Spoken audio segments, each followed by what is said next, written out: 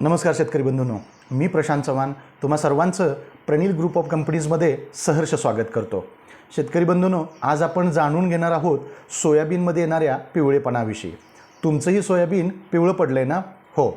सध्या सोयाबीनचं पीक हे 20 ते 25 दिवसाच्या कालावधीचं आहे आणि बऱ्याच शेतकऱ्यांच्या अशा तक्रारी आहेत की त्यांचं जे सोयाबीन आहे ते असं टप्प्याटप्प्याने पिवळं पडत चाललेलं आहे। घाबरू नका शेतकरी मित्रांनो, कारण हे जे सोयाबीन तुमचं पिवळं पडलेलं आहे हे सोयाबीन मायक्रोन्यूट्रिएंटच्या कमतरतेमुळे पिवळं पडलेलं आहे।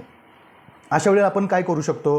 तर अशा वेळेला आपण टिरॉन न्यूट्रिशन प्रायव्हेट लिमिटेडचं कोलिनाकॉम्बी हे उत्पादन वापरू शकतं। या उत्पादनामध्ये झिंक, फेरस, बोरॉन, कॉपर आणि मॉलिब्डेनम आहे। तुमच्या सोयाबीनचा पिवळेपणा जर दूर करायचा असेल तर सोयाबीनच्या पहिल्या फवारणीमध्ये पामेला 1 ग्राम प्रति लिटर, फायटर 2 मिली प्रति लिटर सोबत कोलिनाकॉम्बी 2 ते 3 मिली प्रति लिटर अशा पद्धतीचा स्प्रे आपण घ्यायचा आहे की ज्यामुळे तुमच्या सोयाबीनची वाढही चांगली होईल, करपा किंवा तांबेरा रोगाचा प्रादुर्भाव होणार नाही, सोबत सोयाबीनमध्ये पिवळे पडण्याचा जो प्रॉब्लेम आहे तो प्रॉब्लेमही तुमचा सॉल्व्ह होऊन जाईल। तर शेतकरी मित्रांनो, आजच नक्की तुमच्या जवळच्या कृषी सेवा केंद्रामध्ये पामेला, फायटर आणि कोलिनाकॉम्बीची मागणी करा। अधिक माहितीसाठी खाली दिलेल्या नंबरवरती संपर्क करा। धन्यवाद।